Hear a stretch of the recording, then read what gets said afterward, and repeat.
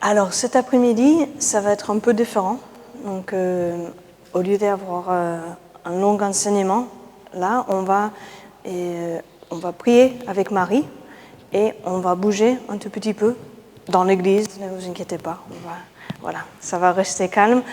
Donc on va faire quelques stations mystères du chapelet.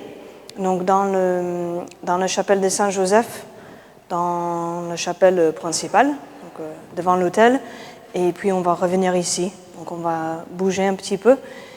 Et avec de fond, cette lecture qu'on vient de lire, donc Jésus qui dit « Voici ta mère », qui dit aux disciples « Voici ta mère », et qui dit à sa mère « Voici ton fils ».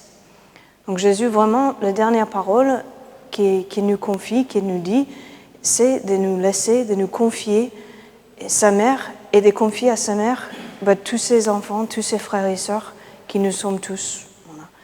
Et donc on pensait, on l'a déjà fait des autres années, mais on pensait que ce serait vraiment un moment, ça pourrait être un moment très beau de pouvoir passer un temps avec elle. Donc dans chaque chapelle, chaque mystère, on va avoir un temps, un tout petit court topo, enseignement, et avec des lectures pour nous aider à vivre ce samedi saint. Voilà. Donc il va y avoir trois lignes principales. Donc on va approfondir un peu les promesses. Donc Marie qui a reçu toutes les promesses du Seigneur. Donc ça avec Saint Joseph.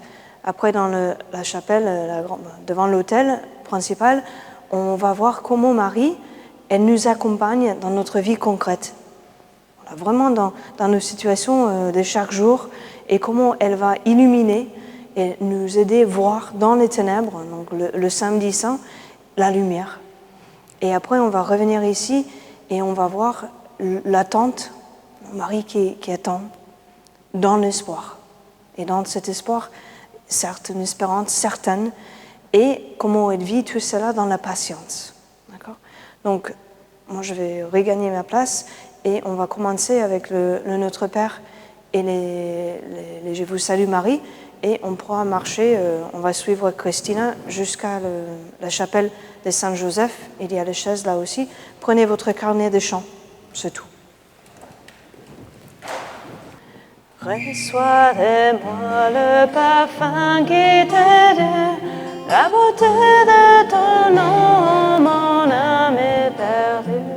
Je veux n'être qu'à toi, Jésus, je t'aime.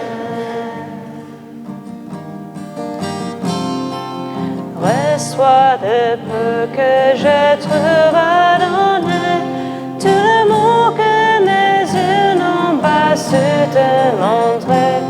Je veux n'être qu'à toi, Jésus, je t'aime. Rien n'est plus beau que ton nom, rien n'est plus saint que le sang du pardon. Je veux n'être qu'à toi, Jésus mon roi.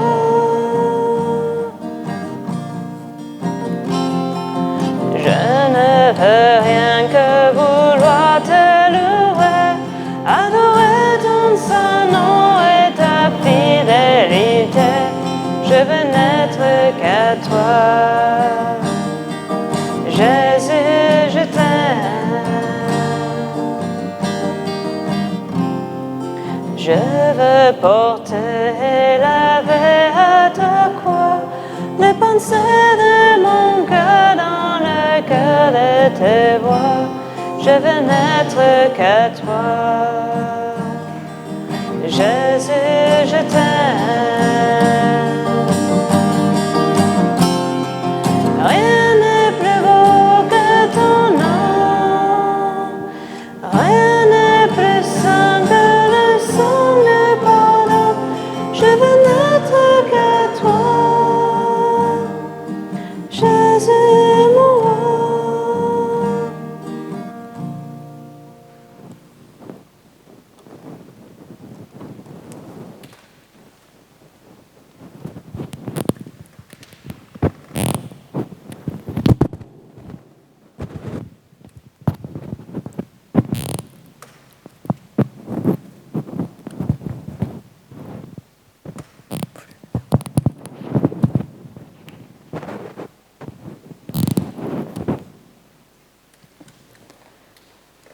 Après ces événements, Joseph d'Arimathie, qui était disciple de Jésus, mais en secret par peur des Juifs, demanda à Pilate de pouvoir enlever le corps de Jésus.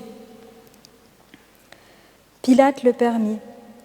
Ils vinrent donc et enlevèrent son corps. Nicodème, celui qui précédemment était venu de nuit trouver Jésus, vint aussi apportant un mélange de myrrhe et d'aloès d'environ 100 livres. Ils prirent donc le corps de Jésus et le lièrent de linge avec les aromates, selon le mode de sépulture en usage chez les Juifs. Or, il y avait un jardin au lieu où il avait été crucifié.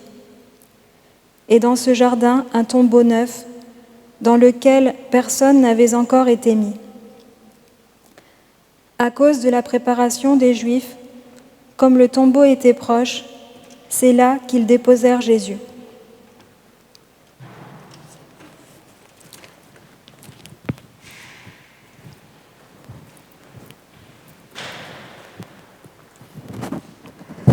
Donc voilà le moment, je dirais qu'on attend depuis qu'on a commencé un petit peu ce mercredi décembre. Tout ce temps du carême est en train d'arriver. Et je ne sais pas ce que vous vous dites, mais moi je me disais, oh là là, c'est déjà maintenant, j'ai l'impression que je ne me suis pas assez préparée. C'est maintenant le moment où Jésus va ressusciter, mais je n'ai pas l'impression de l'avoir peut-être si bien accompagné pendant ces jours. C'est maintenant déjà. Et je pensais très fortement à quelque chose qui m'est arrivé, mais je pense que ça vous est arrivé un petit peu à tous, certainement au moins une fois dans votre vie, quand quelqu'un d'assez proche meurt en fait. Quand on n'a pas le temps d'être un peu seul avec cette personne, avec le corps de la personne, c'est très dur. On sent qu'il y a quelque chose qui nous arrête un petit peu, qui nous bute, et qu'on n'arrive pas à passer en fait. Et ce matin, en fait, dans la prière, j'avais vraiment, je pensais que ce moment vraiment était important de prendre quelques instants, peut-être maintenant, pour se retrouver avec le corps de Jésus. Parce que bien sûr, ce qu'on attend, c'est la résurrection. Mais c'est vrai que je pense que tant qu'on ne se met pas avec son corps pour lui dire peut-être ce qu'on a à dire ou pas, ou rester tout simplement en silence, ce sera peut-être dur de passer à l'étape d'après. Et l'Évangile nous donne la grâce de pouvoir justement accompagner ça avec l'expérience qu'a fait Joseph d'Arimathie, puisque quand Jésus était crucifié, c'est lui qui, juste après, a demandé à recevoir le corps de Jésus, à le descendre de la croix. Et je pense que certainement dans la prière, dans le cœur de Joseph, il y avait quelque chose d'important qu'il voulait dire aussi à Jésus. Et certes, on n'est pas dans la chapelle de Joseph d'Arimathie, mais dans celle de Saint Joseph. Donc voilà, on ne sait pas, peut-être Saint Joseph était-il encore vivant, on ne sait pas, mais en tout cas, c'est sûr qu'il y a des personnes très proches dont on parle peu dans l'Évangile aussi, qui ont eu besoin de faire cette expérience-là, et l'Évangile nous donne cette petite place pour entrer dans la prière de Saint Joseph. Donc voilà, si vous voulez, on pourra dire une dizaine de chapelets en étant tout simplement dans notre cœur avec le corps de Jésus. Et dans ce petit passage d'évangile, il est dit aussi que ce qui est mis en valeur aussi, c'est la nouveauté. Joseph d'Arimathie met Jésus dans un linceul, dans un linge qui est propre, dans un tombeau qui est neuf. Et si on lit les parallèles aussi dans les autres évangiles, on insiste beaucoup sur la nouveauté, la propreté du lieu, et c'est un petit aussi reflet de ce que va apporter certainement la résurrection dans notre vie, des choses nouvelles. Paco a bien insisté aussi dans les enseignements. Jésus qui nous dit « Je viens faire toutes choses nouvelles ». Et hier soir, quand on a fait le chemin de croix, on était nombreux à être présents. Alors je ne sais pas ce que vous avez ressenti, mais c'était vraiment très beau, c'était vraiment très priant. Et quand on était dans ces rues qui étaient tant de fois ces derniers temps aussi martelées par les manifestations, enfin des choses qui étaient assez violentes et parfois pas très agréables pour nous, pour tous les gens qui habitent Avignon, pour les médias, enfin c'était un peu dur. Et quand j'ai trouvé que le Père Pascal lisait ses méditations, en fait, c'est comme si ses paroles, sa prière, étaient dites très fortement et se répercutaient un peu sur ces lieux, ces bâtiments, les personnes qui regardaient ces rues d'Avignon qui ont été tellement de fois malmenées, je dirais, pour justement qu'une parole nouvelle, chanter des chants, d'entendre le nom de Jésus dans ces rues-là, c'était vraiment incroyable. Et tout, enfin, c'est vrai que c'est magnifique. En même temps, tous les gens aussi des différents chrétiens qui étaient là, qu'on n'a pas l'habitude non plus de se retrouver tous ensemble, sachant que la manifestation, la procession du 8 décembre avait été aussi annulée. Donc j'ai trouvé qu'il y avait vraiment beaucoup de ferveur et en même temps cette grâce de pouvoir mettre le nom de Jésus au cœur de cette ville, de pouvoir faire justement toutes choses nouvelles. Je crois que c'est une grâce qui nous est donnée peut-être ce soir dans la résurrection du Seigneur. Alors voilà, on peut prendre un petit temps pour que notre cœur puisse être avec le corps de Jésus. Tous, d'un même cœur, étaient assidus à la prière avec quelques femmes, dont Marie, mère de Jésus, et avec ses frères.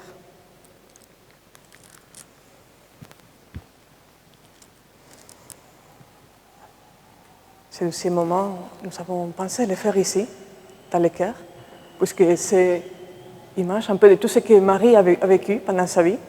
Il y a le tableau de la Nativité, justement, le berger qui vient adorer l'enfant. Il y a la Pentecôte, Marie qui prie avec les disciples, Marie la mère de l'Église, qui leur apprend à demeurer en présence. Il y a l'Ascension, les disciples qui sont là, et Marie qui s'unit à Jésus. Mais en plus, aujourd'hui, samedi, l'autel dans lequel Jésus se donne, il est vide. La croix, le signe, Jésus a donné sa vie pour nous.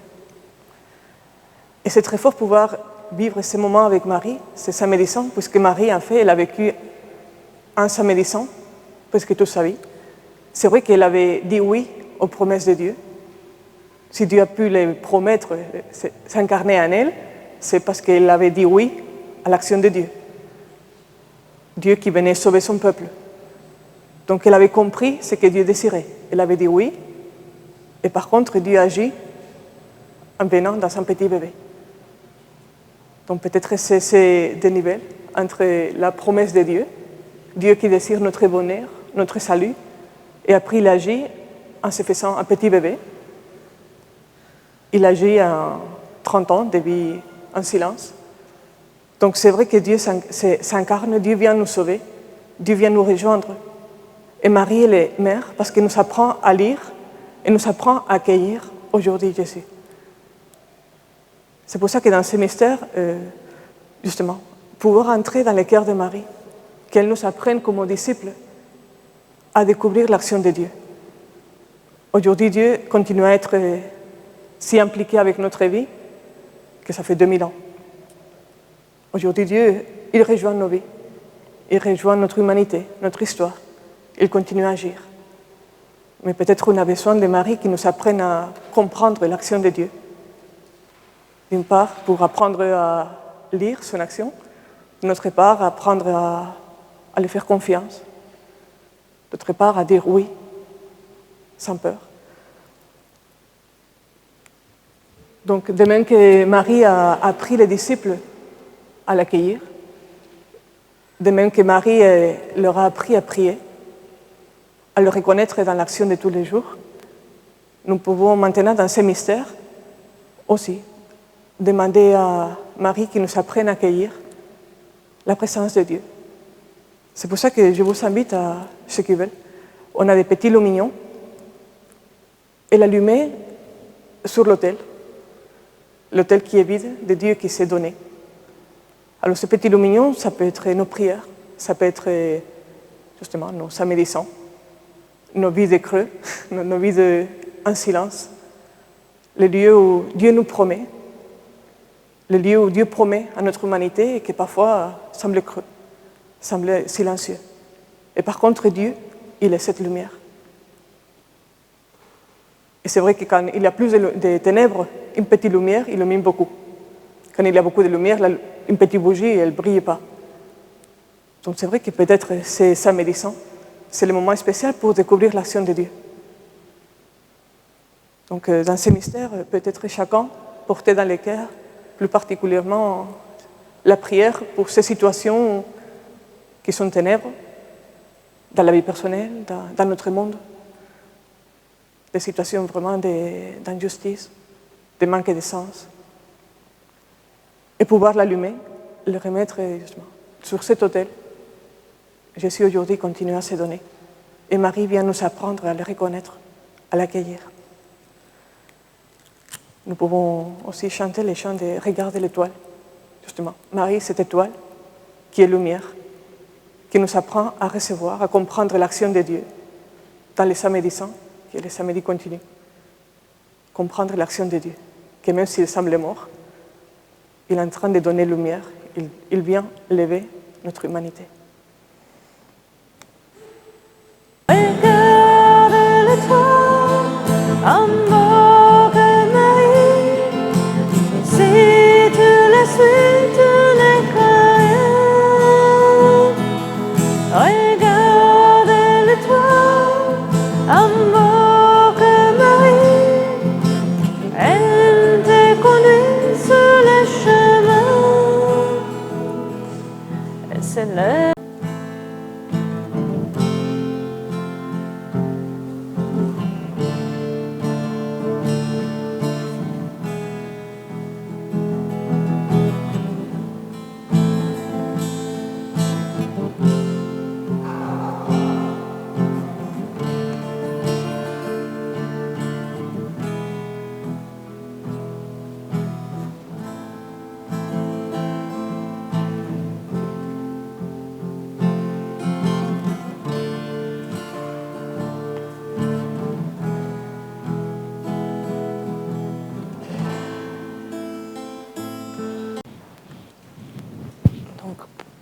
Pendant ce mystère, on va vous inviter encore à faire un petit geste.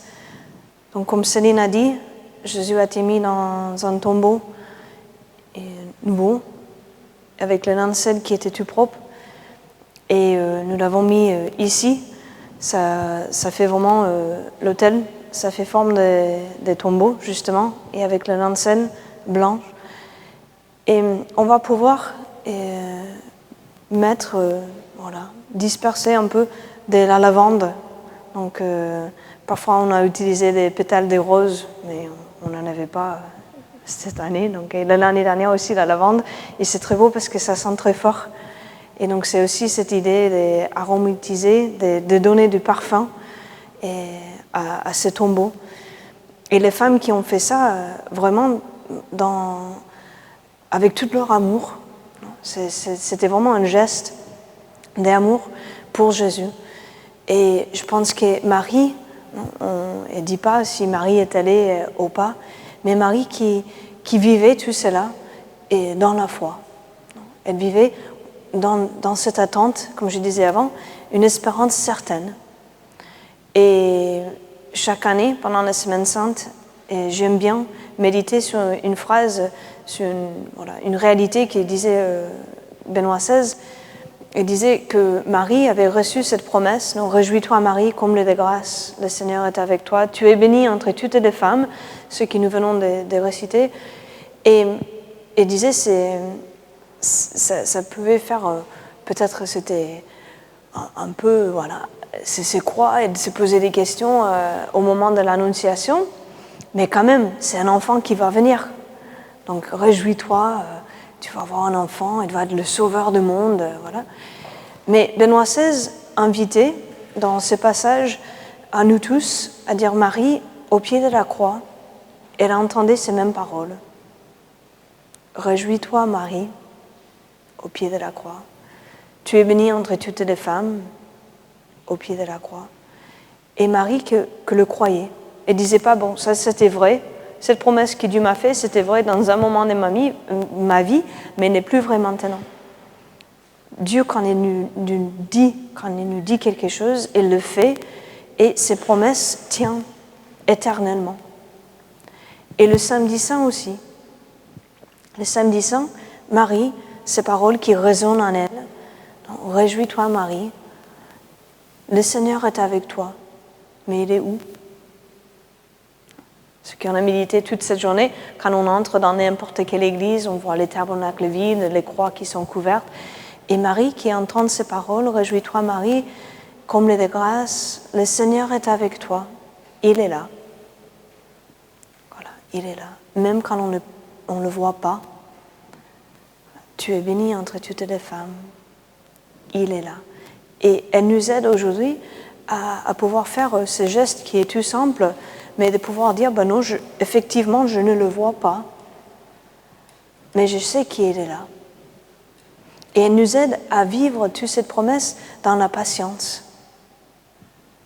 Parfois, on peut comprendre quelque chose dans la foi, le Seigneur qui nous parle au cœur, et waouh, voilà, une promesse, et tout de suite, on veut la réponse. Non, c'est Amazon Prime, 24 heures, hop, voilà. Sauf qu'avec le Seigneur, ça ne marche pas toujours comme ça.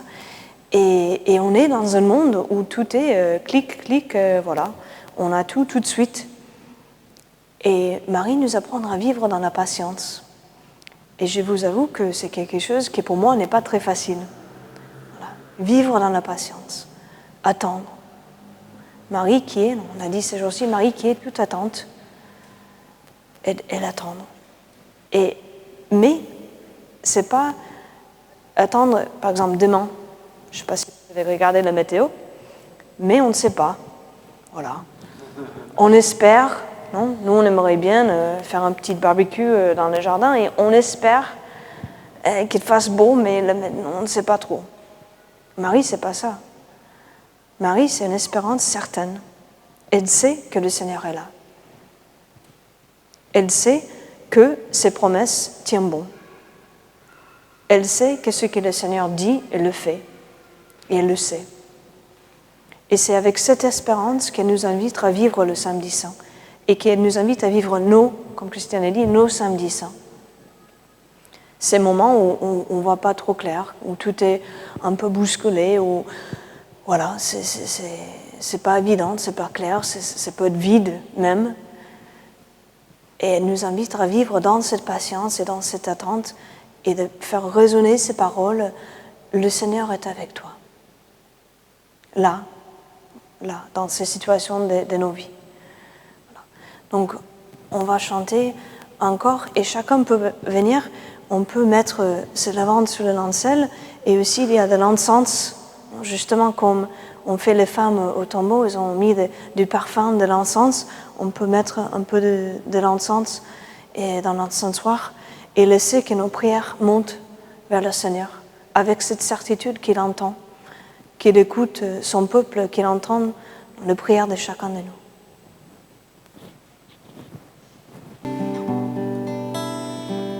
Je pense que maintenant je peux vivre sur un amour qui ne finit pas. Je veux reprendre cette folie d'amour en marchant très proche de toi, Jésus. Quand je trouve la liberté, c'est que tu as payé pour moi la rançon de ma vie.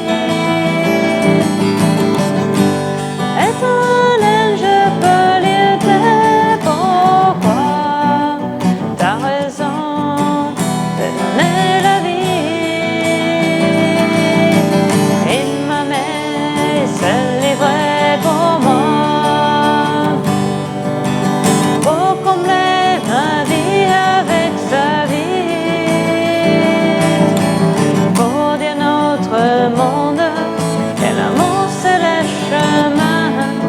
Et la vie que c'est donnée en gens la vie.